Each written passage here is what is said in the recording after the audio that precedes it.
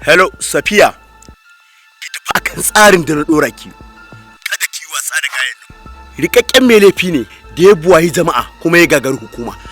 Amma yau Safiya dole dubinsa ta cika saboda mayan mata ne.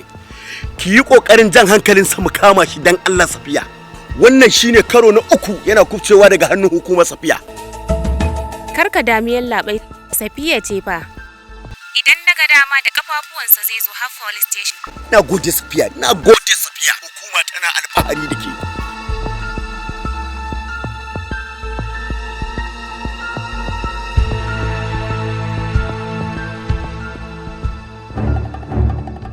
Kowa ya ce shi kadai zai mutu.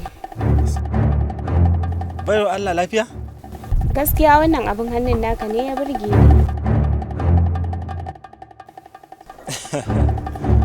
Safiya Murtala Idris, wadda take zaune a unguwar Brigade, gida mai lamba 1823. Kai? Ya aka ka san ni kuma ka san sunana? Jami'ar farin kaya, ai ba ma sunanki kaɗai na sani ba. Hatta abincin da kika ci kafin ki fito yau, na san me kika ci. You are under arrest. Ka shiga hannun hukuma. Ta yaya? Ai ko gashi na baki saki taba ba. Barantana ki kama ni.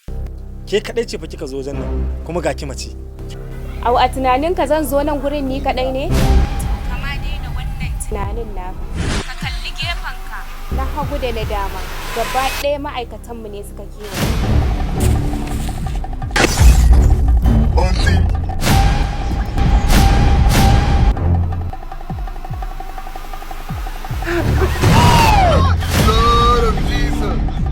Na zama ready. Ko umarninka nake jira. Malam Nura, ka miƙa wuya salin alin mu tafi da kai in ba haka ba ko ta karfin siya sai mun kama ka.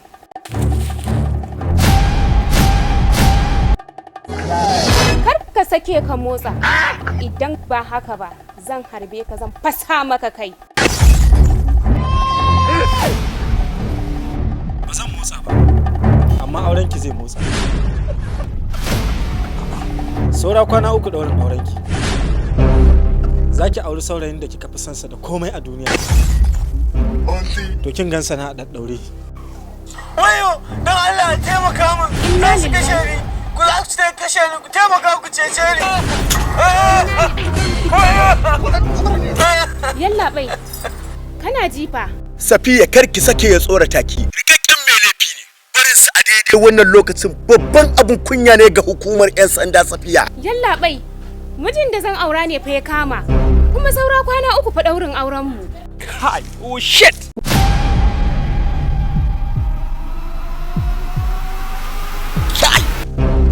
Ta ya aka yi san wani abu akan jami'ar mu? Ta ya aka yi san wani abu akan ki Safiya? Wata rana ina motsi a cikin fili, naga giftawa ki a cikin filin. Kina zagaye alamar rashin gaskiya. Washe gari na je ATM cire kuɗi, nan ma na ganki kin zo cire a sa'in da na zo. Tun daga nan na fara zargin ki kuma na fara bibiyar ki. Sai dai rashin sa'ar da kika samu, sauri na a saman naki yake. Na riga ki binkito bayananki kafin ki binkito nawa. Shit. To muddin baki banni na bar nan gurin lafiya ba. Sai dai a tsinci gawar saurayinki. Safiya, kar ki sake ya tsoratar da ke.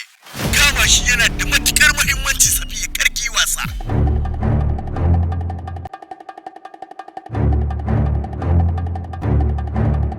Inspector Maina, ɗanka ɗaya a duniya. Daga shi baka ƙara haihuwa ba. Kuma an tabbatar maka da ba za ka ƙara haihuwa a duniya ba. Yanzu haka ɗanka ya tafi makaranta. To muddin kaga ɗanka ya dawo gida lafiya, to na bar gurin nan babu abin da ya same ni. In ba haka ba kuma sai dai a tsinci sassan ɗanka a gurare daban-daban.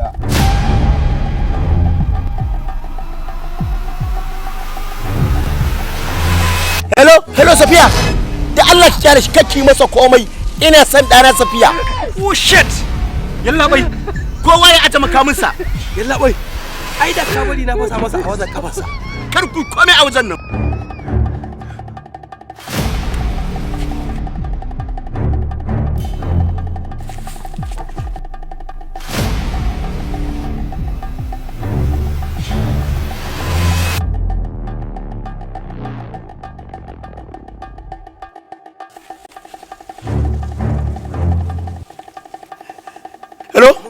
Hello, Mama Wani. Ina Wani yake? Tare ina Wani yake? Gashi nan muna tare da shi, me ya faru? Bai tafi makaranta bane? Ka manta yau ba makaranta? Ba makaranta duk kuna tare da shi? Tun safe muna tare da shi, gashi nan yana wasa.